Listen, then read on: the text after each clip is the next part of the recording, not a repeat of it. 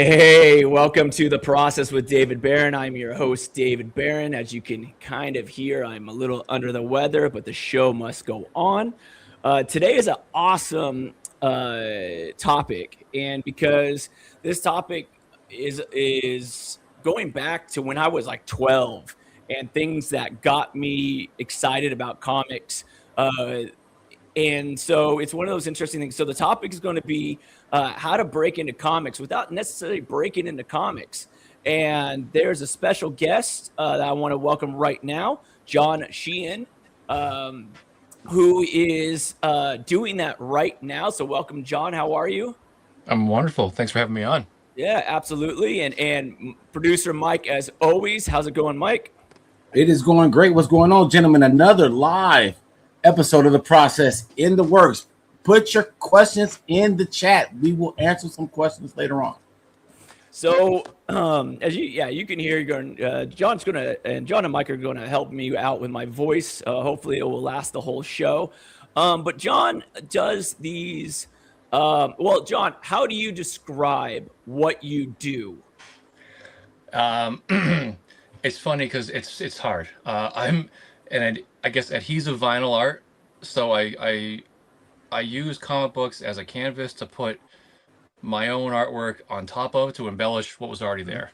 Yeah. Yeah. So embellishments is really how you describe it. Yeah. Right. And I think that's a great way to do it. So when I was a kid, we would take trading cards and we would cut them up and we'd make, get the thicker card boxes and make 3D pictures of them.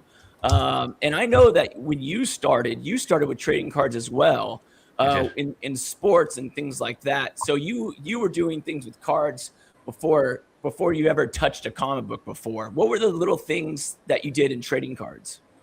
At first there's like a little card art community on Instagram that I got really heavily involved with, and it's cutting up cards to create better ones because everyone's into especially after the pandemic, everyone got into the sports card craze.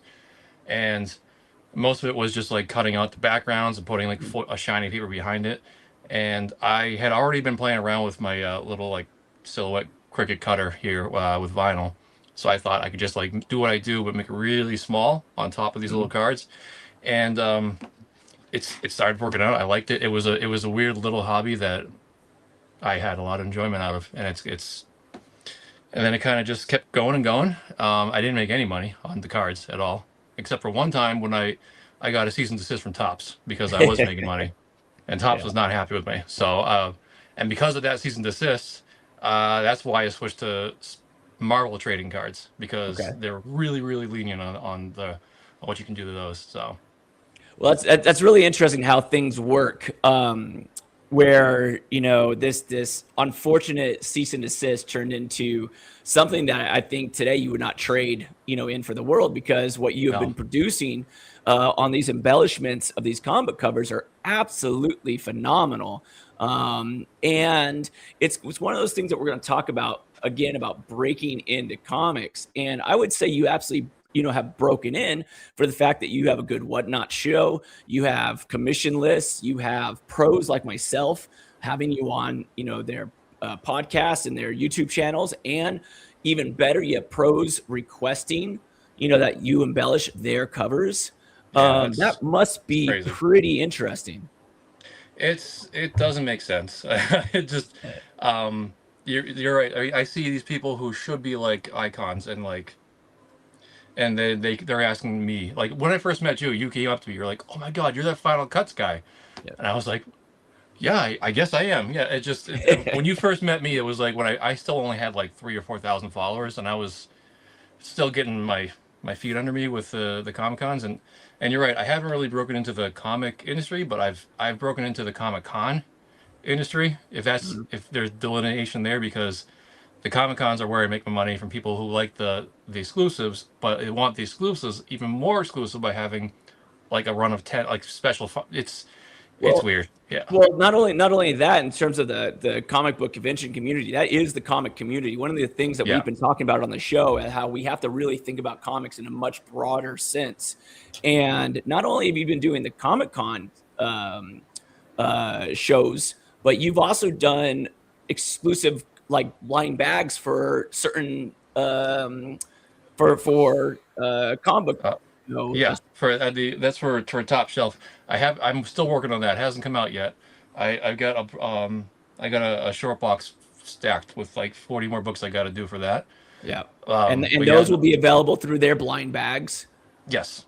And some of those actually are covers that I've worked on with them as well. So it's nice that we've actually had a chance to work together, which is again Exactly, what I love yeah. about comics. Look at that. Yeah, I'm sorry I covered up all your color on this one, but like, No, you improved it. You improved it. Embellishment, remarks, hardly. however you want to say it. It looks great. Exactly. And like one of yours here. This one's a Yep. little bit less successful, in my opinion, because the rainbow background isn't. You made such a nice, colorful sky. You can't even see my holographic. So, look, give some, take some. It's all good. Yeah, you know, I Hmm. love how hard you are on yourself. One of the things I love about your Instagram feed is you will show your struggles. Hmm. It's not always just this polished, final outcome. It's you get to see your actual process, which really I think is what I've appreciated about what you did. This is a lot more than how people say, oh, you just use the computer to color, or you Right. just slap on a sticker. There's a lot more creativity, a lot more decision making in the process. So let's talk a little bit about breaking into comics a little bit more. Hmm. So, because again, I don't care what people do in comics. I care that people make things that they love, that they're passionate about, that they're excited about, whether that's writing, drawing, coloring, lettering, or if it's embellishing a cover that's already been done, or if it's just hosting a whatnot show to build, the comic book community. You said you started when I started following you. You were around 2 to 3,000 followers, but you're up a good what, But 25? 26 and change. Yeah. Yeah, 26,000 followers, and that is not small by any means. That is a dedicated comic book community, accepting you, full of professionals and fans alike. Hmm. People looking at you. I've talked to friends about you before. They may have not known you by name because that's just the nature of comics, but they Right. knew the work, and Yeah. and that's important as well. So when we talk about breaking in, let's rewind a little bit about how long ago. You said it was during COVID that you started doing the trading cards. Yeah. Because 2019 I really started this Final Cuts thing in earnest, and like I was doing football helmets. I would take logos Oh, off football nice. helmets and put that. So that's where I started. But this is crazy expensive. To A comic book costs $5. This costs like $300-400 to start. So I kind of priced myself out of that. So so I just kind of just transitioned into mini helmets and then sports cards when COVID happened because everyone was doing sports cards. Mhm. So I was making it smaller and smaller and smaller, and so then after doing cards for like 2 or 3 years, Mhm. I met Brent with Near Mint Comics, Okay. and he hooked me up with I was doing his COAs for Scott Williams books. So I was doing the COAs, and just in discussions with that evolved into me saying like, hey, maybe I can put my holographic foil on these books. I was hesitant because I thought for sure that I'd rip the paper. Like Right. when I lay this stuff down, I gotta put it down with transfer tape and then peel it up. And so I figured out a way to avoid that damage. So, and that's it's not a trade secret. It's I take the transfer tape and I put it on my shirt and my jeans first, make it really like not tacky, and Mhm. that's simply it. And that's simply Um, it. You and say it's not a trade secret, yet it absolutely is a great process for anyone who's attempting it on their own. Mhm. The other thing that you talked about is like damaging the books. You're worried about that. You've actually graded some of these books, and I know Oh that yeah. Mike, and the whole Six Slayer station, we're all about just grabbing signatures and not grading them like the ones in behind me. But Mhm. I do enjoy a good grade, and your grades go pretty high. Yeah. I'm a signature artist. They CGC approves and they like my stuff. I've gotten 9.8s are not easy to come by, but I get a bunch. I say Yeah. my average is probably 9.4, 9.6. Okay. Um, Do they ever give you a reason why it comes down to that? Unfortunately, yeah, it's the back cover I don't pay attention to. Oh, okay. I just I don't maybe when I'm picking the books I don't like just haphazardly not. And when I'm pushing the book into the bag, Right. I'll get the top crease on the back cover. So you just need to get a little bit better about putting a book in a bag. Essentially, That's I okay. think that might be half my problem. Yeah. But That and is then a-okay. Can we see that? Can we see that absolute this one, Joker again? oh yeah, Look at that thing. So that image is so powerful. But not only are you embellishment. So if you've seen the original cover to that, go ahead and take a look, and you can see the artistic decisions that you make that are just beautiful. And that's really, again, what has drawn me to your work is that the hmm decisions that you have made absolutely um, brings a whole nother element of enjoyment to the books. And I really do right. appreciate that.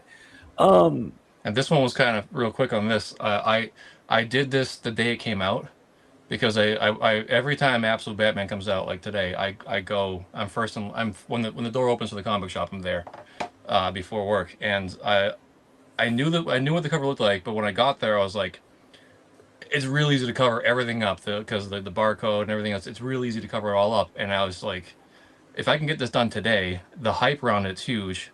I can probably get something with this, and so I just covered it up. I thought, like last second, I was like, I want to put haha because Joker, that's always there. right. And after I hit publish, then I read the book, and when I was reading it, I was like, oh man, this isn't the typical Joker I'm used to. And I was like praying that I'd see a bunch of laughing at some point. And like the last page, I saw laughing. I was like, Yeah. thank God, because you want it to make sense, you know. So when we look at your work, how are you choosing your books? Is there something that you're like? Is it because they're popular? Is it because you enjoyed them as a kid or as a current fan? How are you choosing what books you embellish? Oh, well, see, I was never a comic book guy growing up. I hate saying that, but I mean, I've loved Batman my whole life. I like the animated series when I was little, all the movies and stuff. So, but now I get stacks of books. I read it all the time. So growing up, I was all Batman and movie stuff. So that doesn't really come into play when it comes to deciding which ones to pick.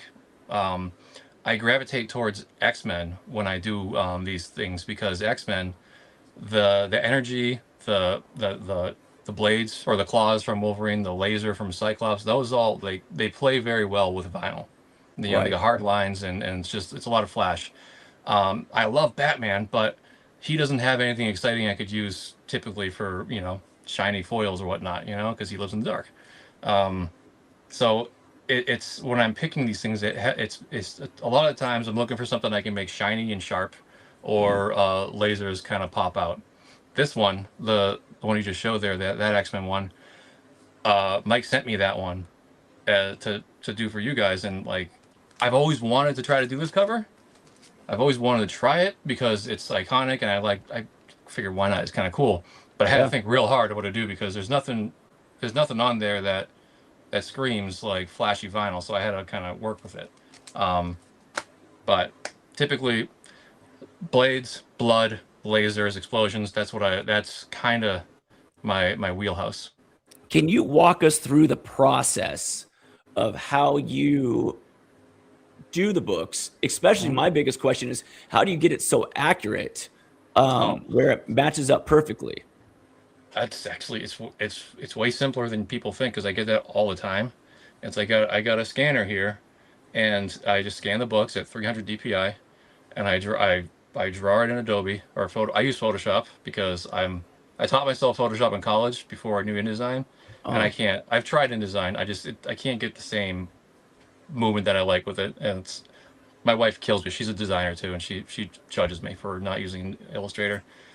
But so you Photoshop, and each color is its own layer in Photoshop, and then I export each layer as a PNG into my Silhouette software, the cutter, okay. and it imports at 300 DPI.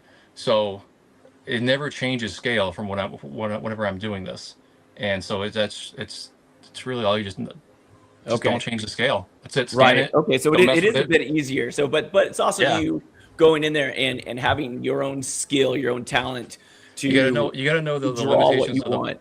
yeah, you gotta know limitations of the cutter. How small you can go. What's gonna actually be worthwhile drawing because if you go too detailed, then it's gonna look jagged and fray.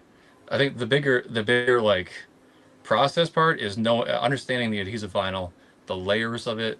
You can't go up and over an edge. You have to have like a hard line or all like yeah. So It has to be inside or it has to be equal.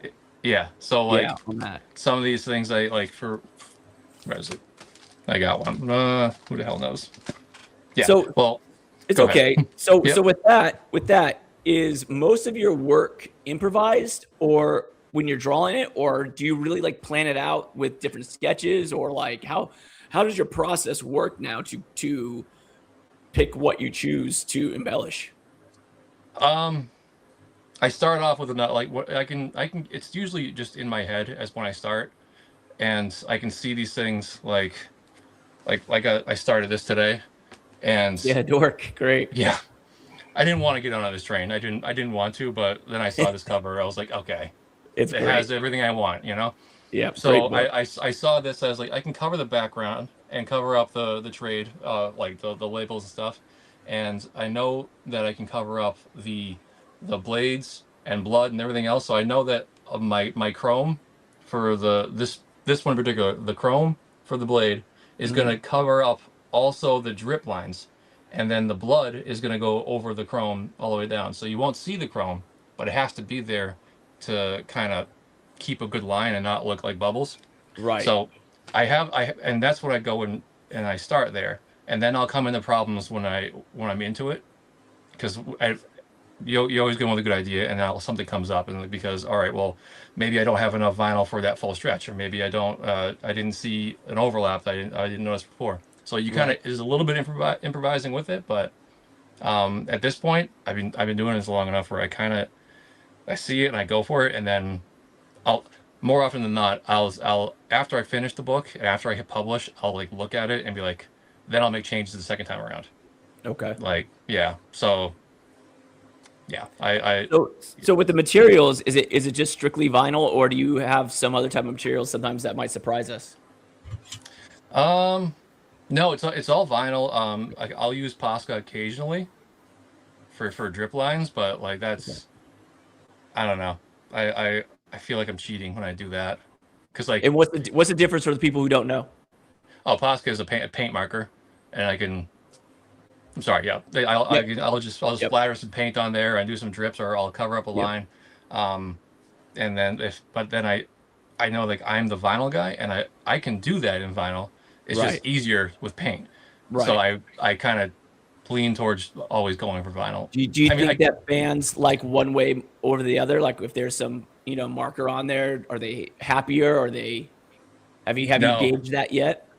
I think they expect because anyone can use a marker, Right. but I haven't seen anyone try to throw down vinyl blood splatter. No, aside from me. not like you do, at least. So- Not like you do. I feel like if I don't do it all in vinyl, then I'm kind of cheaping out. How many comics have you ruined during this whole process? Oof. Or do you get to fix them all so they're never really ruined? I can fix a lot, but I've probably ruined about 45 books. Oh, okay. So I mean, so there's that learning curve, and I think that's important for people to know. Yes.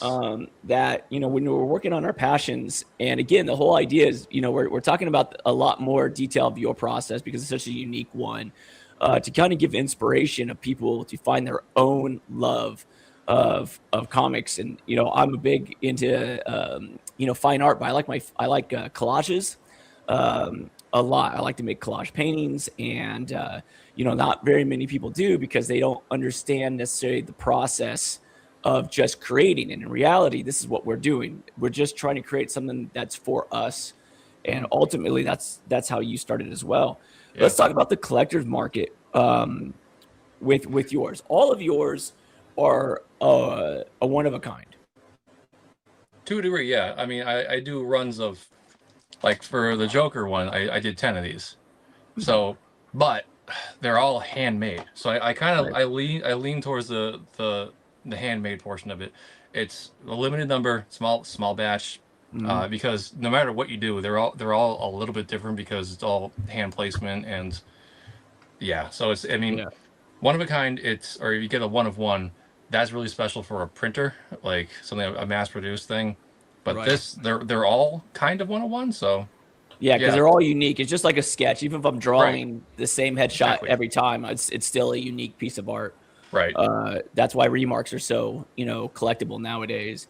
yeah. Um, do collectors give you any direction, or do you prefer that you just get to do whatever you want when you do commissions? So when you're handling a commission, someone wanted to come to you, how much input do you usually take? I used to take a lot, and I hated it. I Yeah, my commissions had been closed for like 2 or 3 years now, just for that reason. Because I do better work when I'm doing my own thing and selling it afterwards. Yeah. Um, some people will ask like, can you do this or that? And like I just sold a few 5 Battle Beast ones, a Todd Beats cover, and the guy who gave me the 5 copies, he asked if I could make it a trade dress because it was a virgin. Like that I'll do every day. Like that's fine. Those kind of like broad stroke pointers. But if someone tells me they want Cyclops with the blaster going through like Wolverine's claws and this, I can't. Um, Yeah, because you don't want to change the comic. You want to bring life yeah, to it in your own unique way. yeah, To make it a one of one book. So right. you have a over $1 million or a million copies of X-Men #1 or X-Force #1. You Hmm. are adding something that makes this one copy extremely unique, like Right. a Rob Liefeld remark would be, or a Jim Lee remark, or a Scott Williams remark. And so you're adding that. Do you feel that without the acceptance of pros and like companies like CGC, you'd be as popular as you are? No, no chance. There's a lot of people out there that are way more talented than I am Mhm. that don't have a following. Right. Um, and it's pure luck. Not pure luck. I take it back. But his luck is a big part of it. Um, I like to use my a friend of mine, or he his name's Jimmy O'Brien. He's the head of John Boy Media. Okay. I did podcasts with him like years and years ago. Did a movie podcast, and at the time he was doing a Yankee one on the side, and he was putting days and hours and like just he had like hundreds of hours of content that no one was really seeing. And then one day he got lucky because one of his clips went viral and he blew up. And now he has a multi-million-dollar office in Manhattan because of this one luck opportunity. But Right. because people saw him there, from that luck, he had a backlog of all this great content that he was good at. So Right. luck is a really big part of it, but you have to have a good amount of background to show for it, what you've been doing already to make it Yeah. stick. And luckily, when Brent from Nearmint found me and introduced me to Scott Williams and Alex Sinclair, I had enough behind me to show that I had some kind of talent. And I knew what I was doing to kind of carry me the rest of the way. Yeah, it's very true. I mean, the saying that I always, tell people, it's an overnight sensation, 10 years in the making. Right. Yeah. And, everybody has to have, a backlog of stuff. It's very rare that you just show up, and, make it. You Hmm. usually have 10 years worth of something behind you, before you actually get, where, the success actually starts. A lot of Um, failures too. Like yeah, and I did through I did go I ahead. did two conventions on my own when I was doing cards. Um, and I spent the first convention. I spent a lot of money on my table. I made myself like a display for the cards, and I was it was I made negative $800, I think, Yeah. because after Yeah. the table fees and everything. And then the next one, it was Terrificon and in Connecticut, and the same deal. I broke even, I think, but it's just devastating standing there watching people walk by, and just kind of like just you might as well not be there. Yeah. Um, so that was like hard, and It I almost gave this thing up a couple of times, but it's all worth it when I'm like at New York Comic Con and Alex Sinclair is like gives me 2 feet of his table, so that right. I can and people are like actually they come up and they look at my stuff. They're like, oh my god, I saw a guy doing that on Instagram. I was like, yeah, I'm that guy, and Yep, that's me. it's all worth it. It's nice.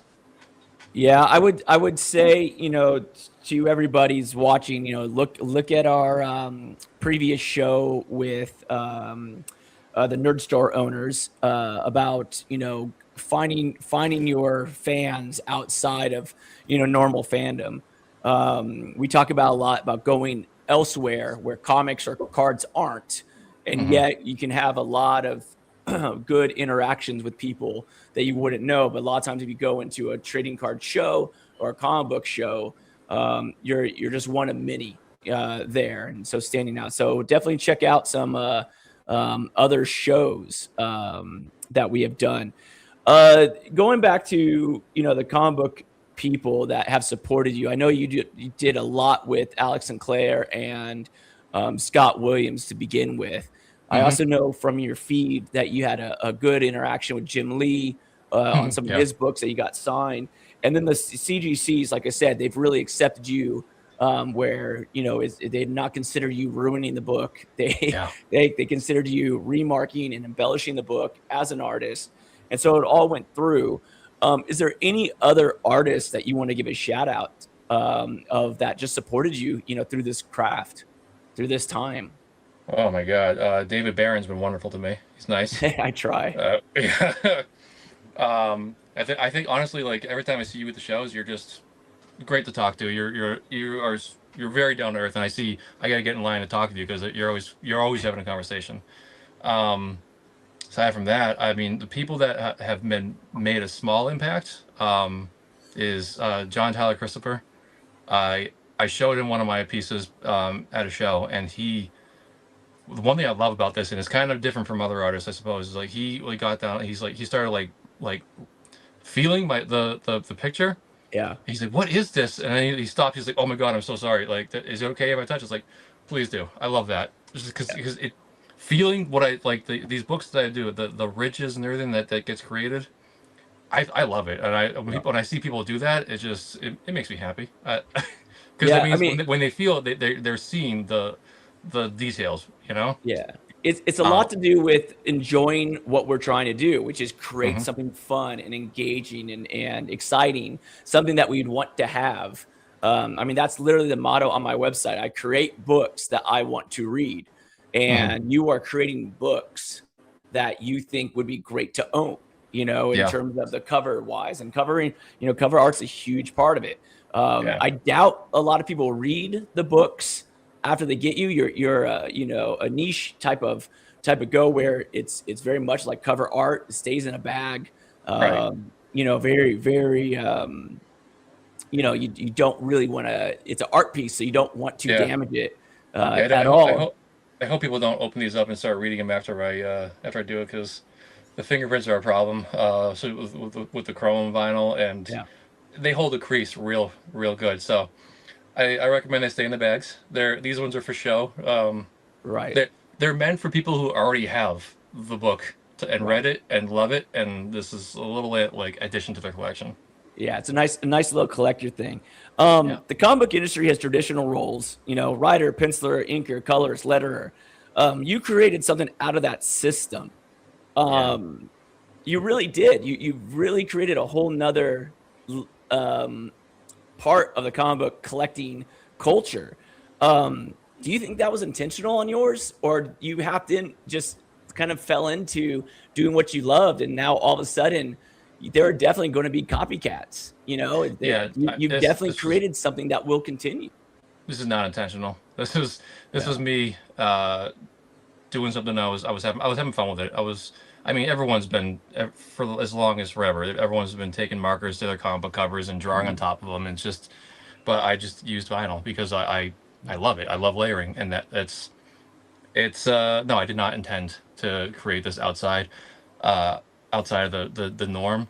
But I will say it's made it more difficult to explain what I do, Mhm. or explain the value to people who are not collectors.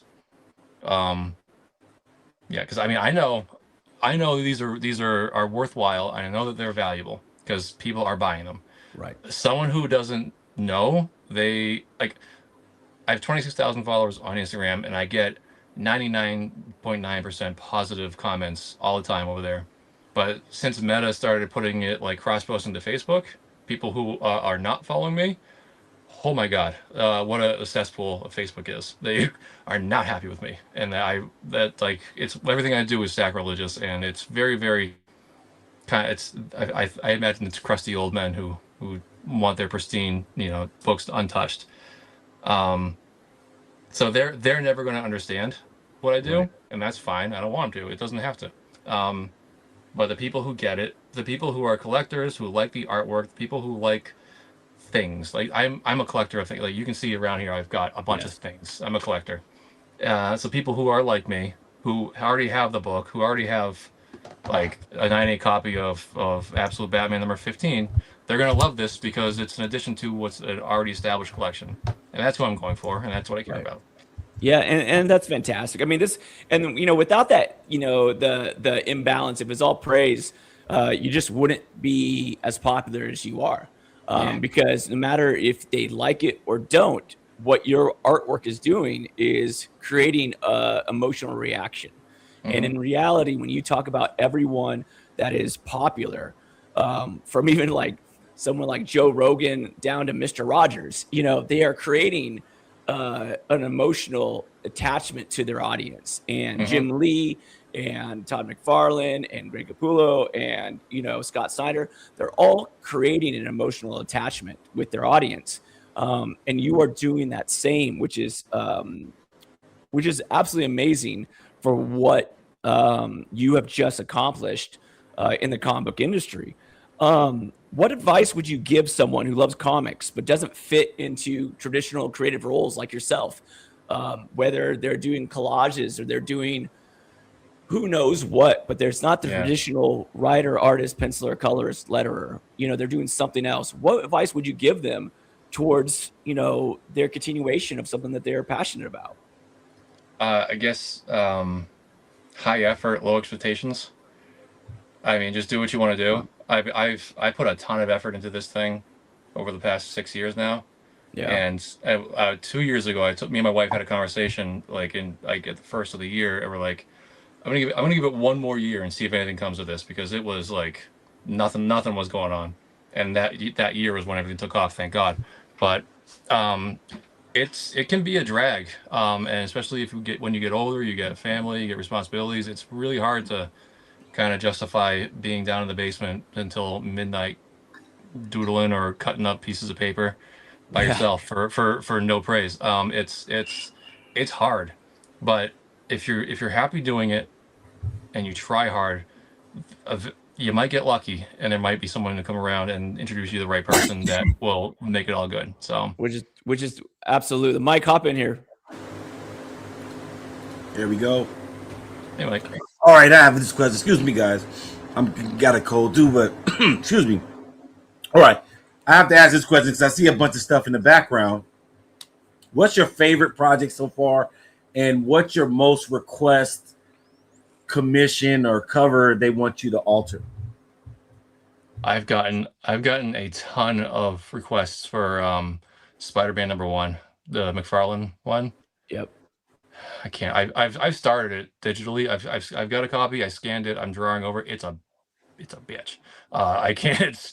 It's too much right now. Those spider webs. It's a lot. So I'm working on it. It might do me in, but I get requests for that a lot. Right. Um, Aside from that, I get a What lot about of your favorite one so far? The one you're most what's proud of? I finished this one. I finished this one today, and I wrote my COA. I numbered them all. This is number 381.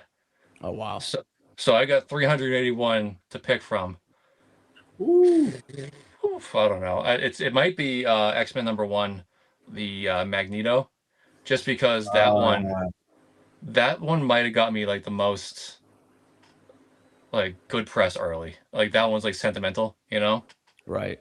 Um, but I personally, what I loved was I just did not too long ago was something is killing the children #45. There was a variant, and I just like a blood splatter in front of behind Erica Slaughter, and it was my first time doing like a lot of blood splatter, but it's a great happy accident, because it was on this type of foil, like this is called matte rainbow holographic, and it's my favorite. But I've never put in translucent vinyl on top of that, so I did a translucent red for the splatter on top of that matte metallic, and it looks like I say like a crossing guard kind of sign. Like it's like reflective red, and it's awesome. It was a wonderful happy accident. So that's my favorite for nerd reasons because of the layering and the fun behind it. But yeah, I want to get back to the process. okay, Okay. I definitely have questions like that that Mike just had for the end. I've a whole little quick fire for you to answer because I know a lot of people like Mike and myself are interested in that. But I want to get back to continuing the process because we talked okay, about building building your following. We talked about the understanding of advice when you are doing non-traditional things in comics.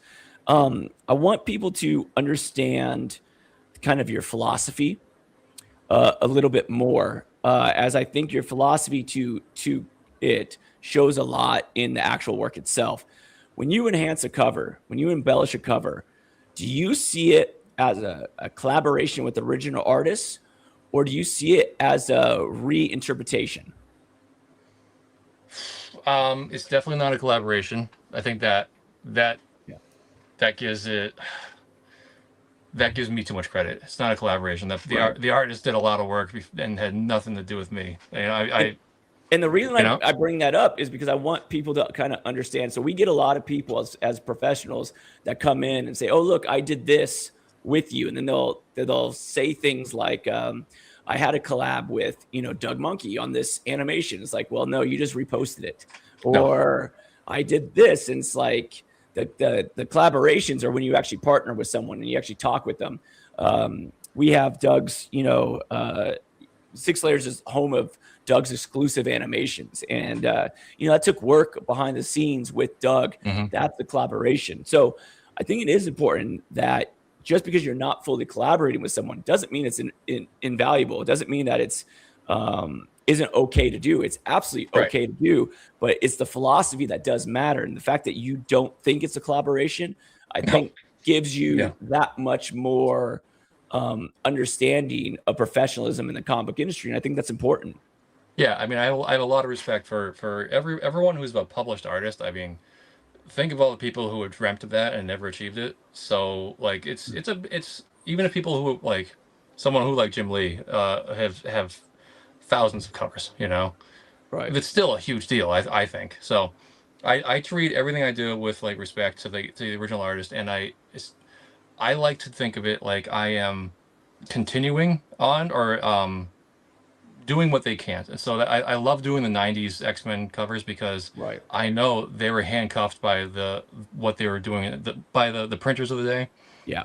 by the tech that they had. So they were drawing Wolverine's claws, and they had the optic blasts and all the energy Yeah. stuff, but they couldn't. I knew what they were trying to do because I've seen it from movies, and I've seen it in other forms, but they couldn't do it on paper. Right. So I can do that. They couldn't do it because they couldn't commit to a run of 50,000 covers with that high end paper. Yeah, it just So doesn't exist. And sometimes with the yeah, blood that you do, just the comic code, they wouldn't right, allow it. exactly. Oh Yeah. yeah, the comic code is a big one. I don't have to pay attention to that at all. Um, yeah, it's continuation what they would. I like to think what their intent was, and what I can keep doing to make it better. Not Yeah. better. Continuing on to keep the design going. How do you balance respecting the original art and making it your own? How many times have you started doing something and you said, I've done too much? Or is that never really crossed because you're always trying to respect the artwork anyways, because you're trying to enhance it. You're trying to, embellish what you see. So The only time that I personally think I've like crossed a line almost is when I would do the X-Men covers, and people kept asking me to do Colossus and just cover him with chrome. right.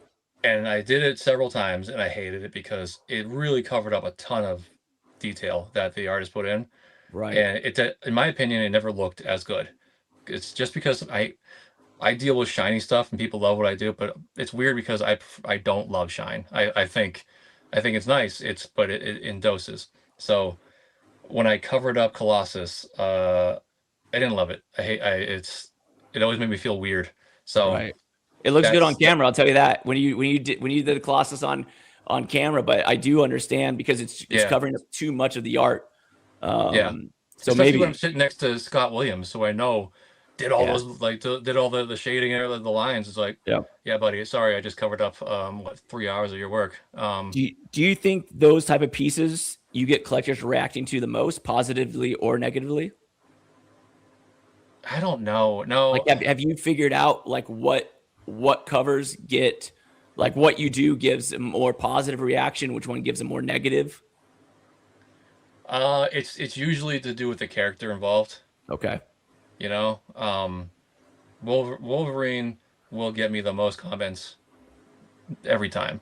Okay. People love him, and I don't know if that's because my history has like I'm squarely in the middle of everyone's X-Men algorithm, so Right. that may just be the case, and I'm not anywhere near the something is killing the children algorithm. I'm not sure I want to Right. be, but so I don't know if there's any special sauce I can predict which one's going to do better or worse, but all I know is Wolverine does well, Right. and Yep. people excited by it. Yeah.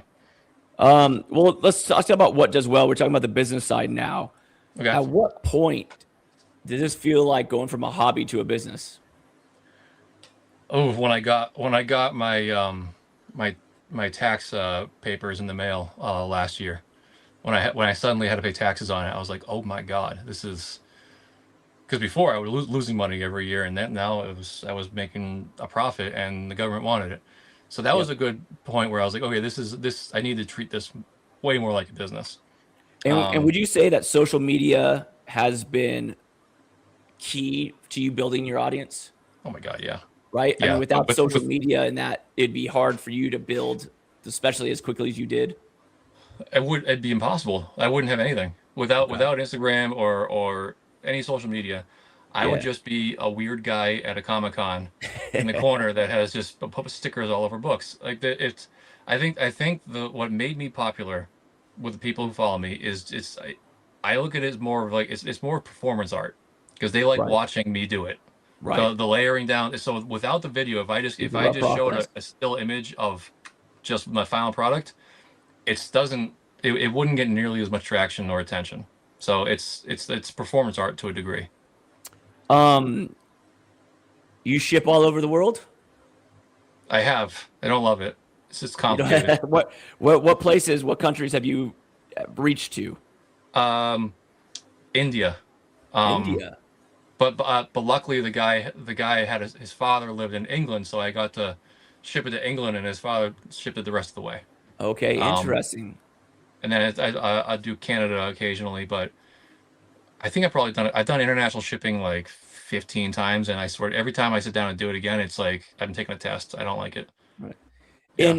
And do you feel like now that it's not only you talk about, paying taxes and trading the profit and things like that, do you feel like there's still so much more room for you to grow in this market? Or do you feel like because it's so a one-man job, just like another cover artist and things like that, how much expansion are you planning? Are you thinking about different sets or communications? I know you're working with Top Shelf. Is there Yeah. more of those type of things that you're hoping to be a part of? No, I think um, the collaborations with retailers, like what I'm doing with Top Shelf. I was doing something similar with Near Mint Comics before that, and it's just that is great for bringing in money because I sell and I don't sell. I'm not a good salesman, so having someone else sell for me, that's awesome. Right. But Nope. I That's think always the best I'm way. yeah, yeah. So I'm reaching not the limit of that one, but I've I can do one that I want, like this Absolute Joker. I did it on my own, and I just posted it, and I have my own website. So having I'm gonna steer more towards ones that I like to do myself, and with the goal of I'd like to have convention exclusives from artists directly.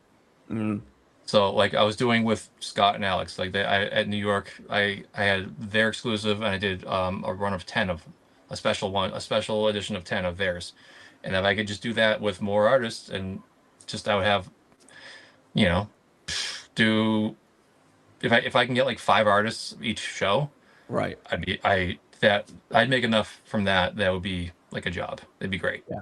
Yeah, So no, absolutely. So I really appreciate, talking to you about this, and just kind of, I have a series of fun questions I think that a lot of people want to hear.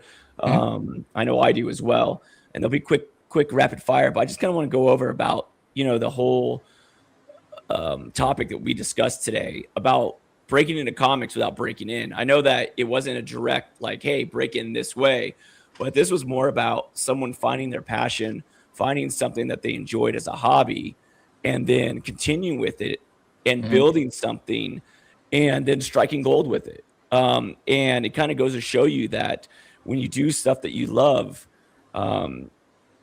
you can have some really good, happy accidents. And the truth is, if you weren't making money off of this, would you still be doing it as a hobby? yeah, 100%. And that is the key. I would still be making comics as a hobby, even if I was a school teacher or any other job out there. I would still be trying to making comics, because I've been doing that since I was 10 years old, and professionally since I was 15, and I don't want to stop. I wouldn't be at 380 so far, but I would be doing some, Yeah, you wouldn't be at 380 with 24 K followers or plus. Yeah, No, right, absolutely. Yeah. And it's fantastic. I mean, absolutely is fantastic. All right, so let's get some questions in here. This has nothing to do with your work. This has everything to do with you and your memory. What was the first comic you remembered that you loved? Like, I know you said you weren't a huge comic guy, but you were a Batman guy. It doesn't mean the first comic was Batman. What's your first comic? Oh God. Can you even remember? I remember the cover. It was a Batman and Superman one, and I remember the only reason why I got it was because I was doing a high school project in my art class. Okay, so somewhere during high school. Somewhere during high school, that's my earliest memory of buying a book myself. Okay. And that one, and I couldn't tell you a single part of it except for Batman looked like he was beating the crap out of a Superman, so that was good enough for me. Not being a comic book guy, this would be kind of an interesting go. And not to really label you not a comic book guy, because I think you're a comic book guy as much as anybody. Just maybe I'm a new one. Yeah. What's one comic book cover that you would never dare touch? Or if someone said, "Hey, here's Action Comics #1, go at it," would you do it? No, I couldn't do that. No, I'd get killed for that. So you wouldn't do that, even if the person who owned it said, "I want you to do this." I would definitely do it. Yeah. So, end of the day, it is a book, and if someone wants me to do it and they're going to pay me to do it, I'm going to do it. Yeah. I was about to say, at the end of the day, it's not just a book, but it's an opportunity that almost no one would ever get to do. I mean, it'd be like to if me, someone... the value is not so much of a mass-produced book. It's value of someone. They're asking me to do it. That's priceless, and I'll do it. Yeah, people have asked me to remark some expensive books, and I said, "Are you sure? Are you sure you want me to draw on this pristine book?" And they said, "Yes, I want you to draw on it. I want Jock to draw on it. I want Scott Snyder to do a remark. Like, I don't care how much it is. Clean. Like, it's much more valuable to me with everybody on there." So I do like the fact that you said that. However, I don't know if I would ever be able to touch a Action Comic #1, but I mean, I don't. If I would spend weeks, maybe months playing it out before I did the first cut. Mike, hop in. It would have to be. It would have to be well planned. Yeah, I want to know from Mike if he's there. I'm here. Yeah. What's one book you would never get signed? That I would never get signed? Never get signed. Is there one? And if they were alive still, of course. That's never get. Are you asking me? No, it's like I get rid of books because I can't get them signed. Right. So there's nothing. See, I'm a weird collector. We talked about this. I used to buy books to get signed books to never touch. Like I want it just pure and Yeah, all right. I got my So Mike's absolute like, no, Batman no, number I'll get rid one. of him. It's not pure unless it has the SIG on it, man. I love the attitude. I love it. Yeah, I got absolute Batman number one, and someone offered like I can bring it to Snyder. Get it. I'm like, no, I'm good. It looks great as is. Yeah. Mm-hmm. Scott's an amazing person. Okay, Oh so yeah, for I sure. got that one. So there's nothing off the table. What's the artist that you love? I know we talked about the X-Men books, but what's the artist whose covers you love enhancing the most? Oh, Kubert. Really nice. Yeah. Mm. He lends himself. His artwork lends itself really well to what I do. He's got the thick black strokes typically around everything, and it's and I like the movement kind of. He's the best for like the '90s stuff for me.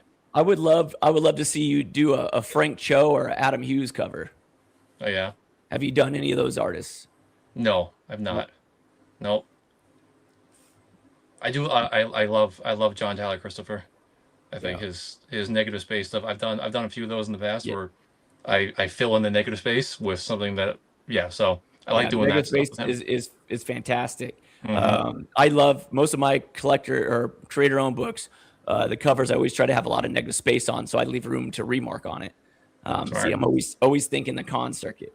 Yeah. See, I asked Scott about that. It's like, hey, when you were drawing in the '90s, do you ever think like because his X-Men covers are like dense, you can't autograph those. I was like, did you never thought about autographing space? He's like, I didn't think anyone would want to, Yeah. So There's definitely a new thing, which also kind of makes comic book covers not as good as they used to be, in my opinion. It's true. But, It really is.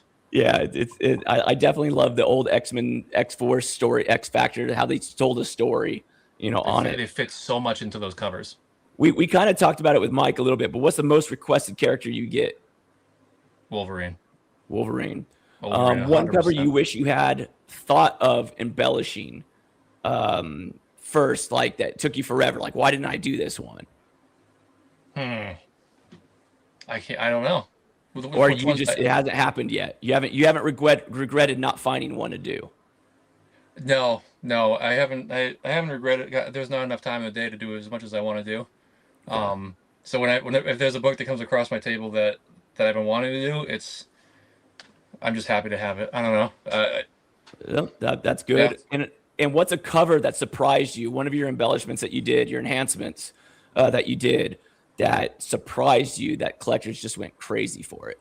Oh, this one. Hold on, it's on my wall. I did a few of these. It was one of Scott's, and it's simple. There, yeah. All I did was the eyes and the guns. Yeah. And the blood splatter, right? No, Scott did the blood splatter. This is why with I framed his pin. this. Oh, okay, nice. This is a legit collab between me and Scott. So okay. Yeah. So the chrome guns. Yeah. That was my first like. And we used the word collab on that one because you actually did collab with him. You got to talk with him about how we're going to do these things. Well, yeah. He was sitting next to me. That was supposed to be a test because at the time, like, we weren't sure if the Poscas could like stay on top of the chrome. Right. So he was gonna remark live on a Whatnot show, and that was a test because it had a spine tick. So I got to keep it.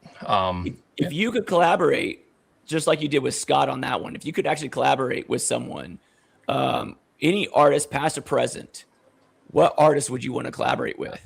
Maybe it's because of recency bias, but I love Nick Dragota. Yeah. Yeah, I love his artwork.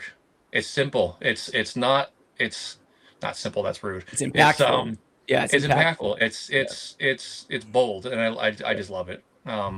Yeah.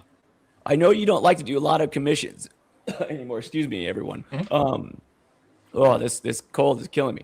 I know you don't like to do a lot of commissions anymore because of some of the requests they might had. What's the craziest or weirdest or most interesting request you've ever had?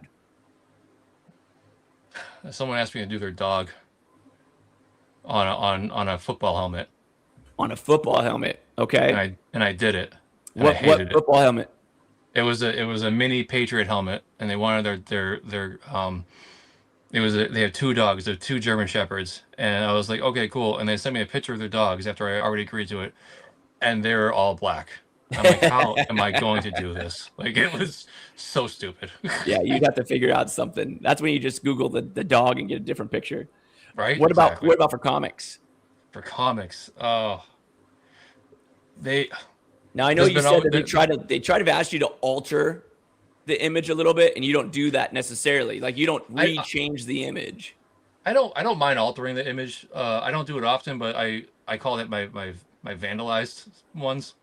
I'll vandalize books here and there. Like I'll change a character's head, or I'll change things like that. I don't mind that so much. It's just I don't have the time to do that, so because I have so much to do already. Right. Mostly it's people who want like, oh, I had someone who asked me what they wanted boobs bigger on Psylocke. I was like, I don't think I can do that. Yeah. No. Yeah. That's I get one of not in the those spirit of what I do. Yeah, no, I get one of those requests every so often at shows of a little bit more on the naughty side, and I was like, we all have our standards.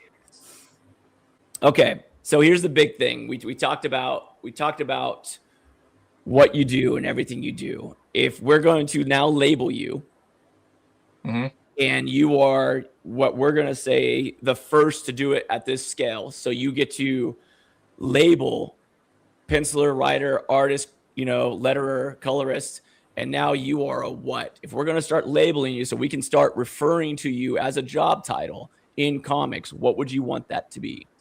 Oh my God, that's a good question.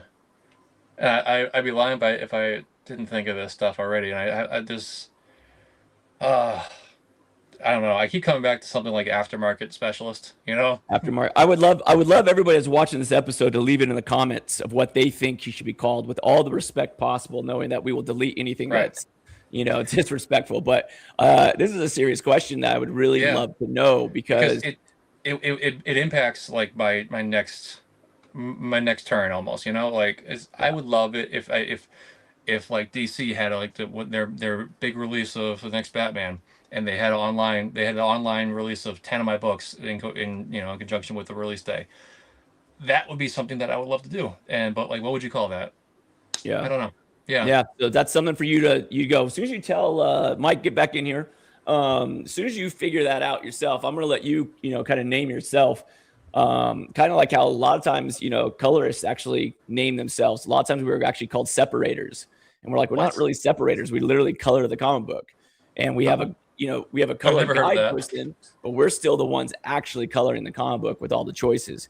And so we've talked about color artists, and we talked about, this and that, and there are some variations, but colorist is kind of the okay, that's the broad term of what we are. And so when you figure it out, me and Mike will sing it to the rafters. But I definitely want to figure out what your role in comics is, because I do think it's a valuable one that brings excitement and fun to comics, and one that I definitely appreciate. So, John, thank you so much for being on the show.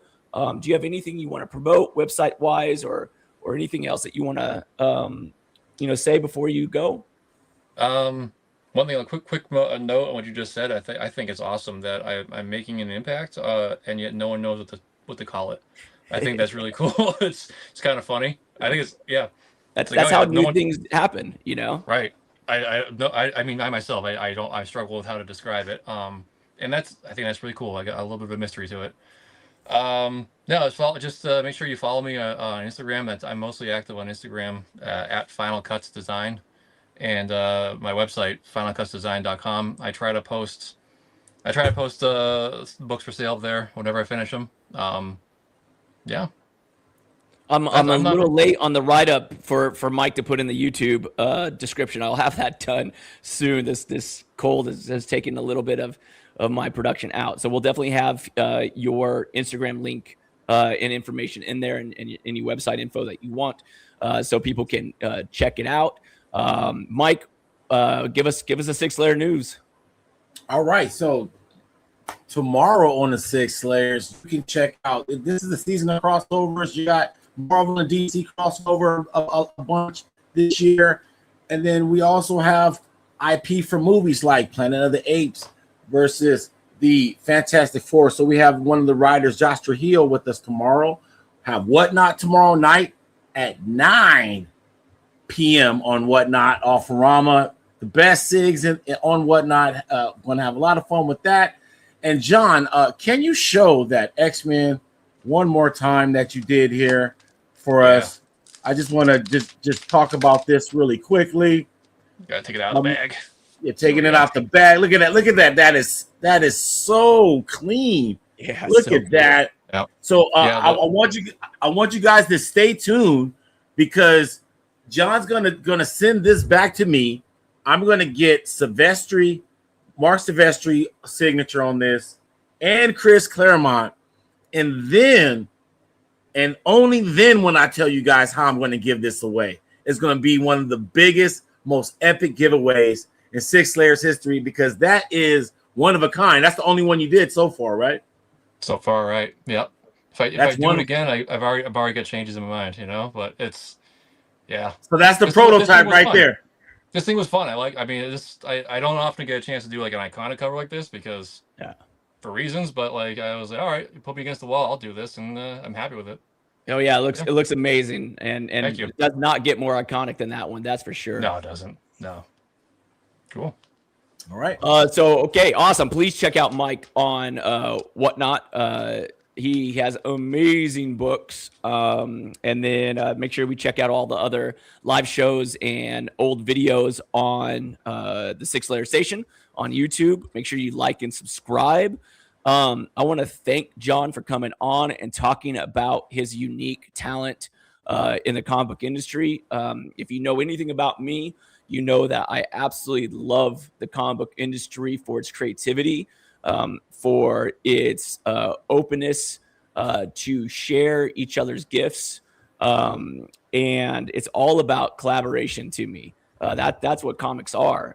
Without, a writer, penciler, inker, colorist, letterer, editor, assistant editor, associate editors, the production staff that puts all the books and the printers, I wouldn't have the passion that I have today for creating comics. And so I definitely appreciate everybody that makes the comic book industry a special place to be in.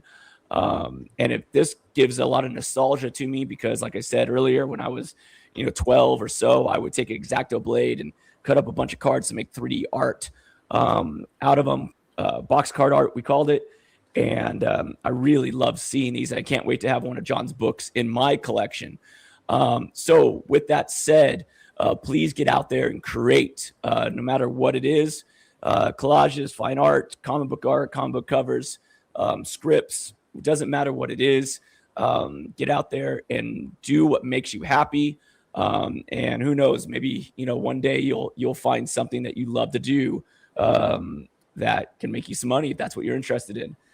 Thank you again for joining me, especially with my voice not cooperating on the process today. And I look forward to seeing you guys soon. Make sure you like and subscribe. Cheers. 6 Layers.